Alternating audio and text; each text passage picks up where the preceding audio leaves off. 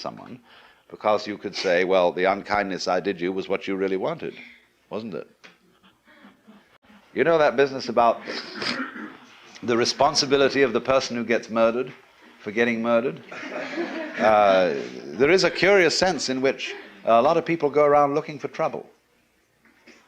Freud pointed out quite correctly the psychology of accident-prone individuals. They seem to be attracting trouble like lights attract moths. And we're all doing that, but we manage to remain unconscious of it,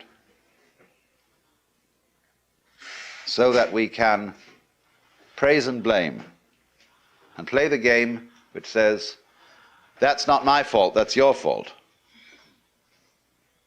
And so we go around apportioning faults to everybody. Because if we're going to apportion praise for what the good things people do, you can't make praise mean anything unless you also go around blaming. Praise and blame go together. Supposing everybody was acting in a praiseworthy way, and we praised everybody for everything, they'd get tired of it. They wouldn't even notice it anymore. So long as you're going to get a kick out of being praised, you've got to go around blaming too. It's very simple. But if you see the folly of that praising and blaming are just creating each other, then you don't praise and you don't blame. You just dig the whole thing. And that's why, when we encounter very great sages, you never hear them blame people, and they very rarely praise anyone.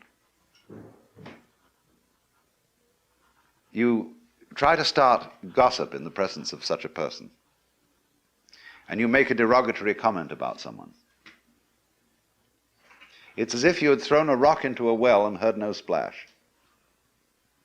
And a funny feeling, because that you get no response. You get no agreement. And if you praise somebody, there's also likely nothing to be said, except perhaps some remark that, of course, you're praising the beloved in all its manifestations. And this disconcerts some people terribly. I've always noticed that real sages never gossip, never criticize persons. And because they understand so well. The French saying,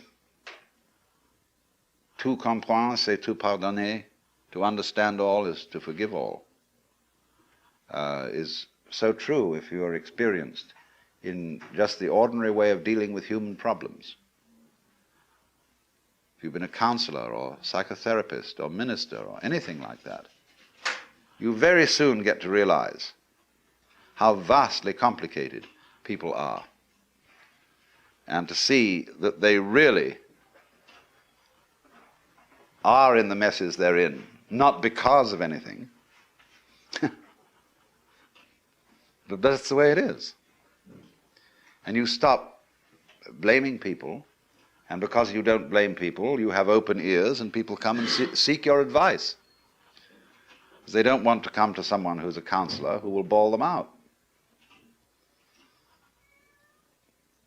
It's like dentists who simply accept the fact that people really don't take care of their teeth, and realize that the job of a dentist is precisely to look after people who can't be bothered to take care of their teeth.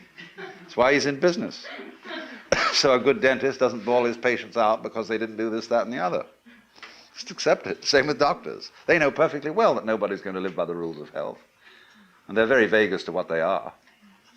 And, there's every kind of theory about how you ought to live and what is healthy, but they change in fashion. And you ought to eat this kind of diet in 1921. By the time it's 1930, they've changed their ideas altogether. And by the time it's 1960, it's back again to a mixture between 1921 and 1894. Something like that. You see, it's always changing. So while the rules are not so... You see, if they were all absurd, it would be easy. But they're not all absurd. There's some truth in it always. But nobody's ever quite sure. So the function of healers and doctors and so on is just to do what can be done to stop the mess getting too messy. And they must accept it as that. That's their job. If I were healthy, say to the doctor,